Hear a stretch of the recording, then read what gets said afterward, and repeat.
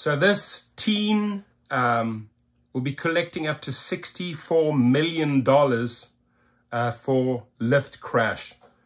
That's a huge payout, as the courts have ruled here. A Wilkes-Barre teen who was severely injured when a Lyft rideshare driver sped through a red light and struck him in a crosswalk will collect as much as $64 million in insurance payments to compensate for a crash that completely changed the trajectory of his life, according to a recent settlement agreement. Just a quick word from our sponsor. Oh no. Thanks for calling Toyota. This is Jan. Hi, Jan. Thanks for calling Derek Shashawi. Excited about spring break, so I'm looking for a new Toyota to help make it amazing. Oh Lord. Now until April 1st is a great time for a new Toyota. Imagine you and the kids. Hey, in if a you need a good deal on a Tundra Toyota, hit me up. My client has a Toyota dealership. or even taking a RAV4. To an animal sanctuary to pick Get the Sienna. Sounds like your kids are the only ones excited about spring break. Ready, set, go get your Toyota today. Toyota, let's go places. Toyota. Dealer inventory may vary. See your participating Toyota dealer for details. The victim, Jonathan Rosario Finally. Molina, was 15 years old when Lyft driver Timothy W. Neville of Exeter ran into him in March 2019, inflicting a traumatic brain injury that resulted in a major cognitive disorder, according to a petition for settlement filed by Rowena's attorneys with the Kingston law firm Aragan, Kluger, and Quinn. As a result of the crash, Lyft's insurance carriers have agreed to a $25 million settlement that could, with interest, balloon to an estimated $64 million over the course of Rowena's life, court documents say. Wow. According to the petition, Neville, who died on December 14, 2023 of causes unrelated to the crash, had a history of poor driving, being involved in multiple at-fault crashes, and was the subject of numerous complaints about his driving. Wow. Yet despite the red flags, Lyft failed to remove him from its service, allowing Neville to operate his 2013 Ford Escape on behalf of Lyft the day he struck Rowena, the petition says. At 6:47 p.m. on March 1, 2019, Neville was driving southbound on South Wilkes-Barre Boulevard near East Northampton Street when the light turned yellow. Instead of slowing and stopping, Neville, who was late for a customer pickup, twice accelerated the speed of his vehicle and sped forward in an effort to beat the light, according to the petition. Bad In driver. his effort to make up time and pick up the fare, Neville put his own profits and those of defendant Lyft above the safety of others, the filing says.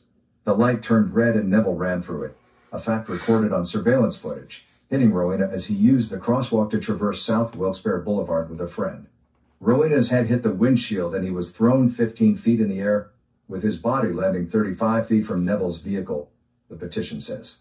Rowena sustained a traumatic brain injury that caused cognitive damage, resulting in limitations in his ability to understand and process information, according to the filing. In addition, he sustained a broken leg and other injuries, including post-traumatic stress and depression. As a result of the crash, Rowena requires 24-hour supervision and needs assistance with everything from bathing and grooming to managing his finances and taking medication. Wow. He cannot work and has been rendered totally disabled by his treating physicians, says the petition, signed by attorney Joseph A. Quinn Jr. Jonathan now spends the majority of his time at home struggling with multiple neuropsychological, psychiatric, cognitive, and physical deficits that impact every aspect of his daily life. Reached by phone on Wednesday, Quinn said a confidentiality agreement prohibited further comment and that the petition speaks for itself. The agreed settlement called for Rowena's guardian to receive an initial payment of roughly $16.7 million from Lyft's insurance carriers. The Great American Spirit Insurance Company also agreed to purchase an annuity for $8.3 million, the interest of which will be used for future payments to Rowena's guardian, Yasmin M. Rowena. According to the petition, Yasmin Rowena will receive monthly payments of $20,150.52 for the rest of Jonathan Rowena's life out of that annuity. The agreement calls for a guaranteed yield of $18.2 million over 40 years and says the lifetime yield is expected to be around $47.7 million. For its services, Aragan, Kluger, and Quinn will receive. Yeah, so that's a big one, eh? It's 64 million over X amount of years. Goes to show. Goes to show.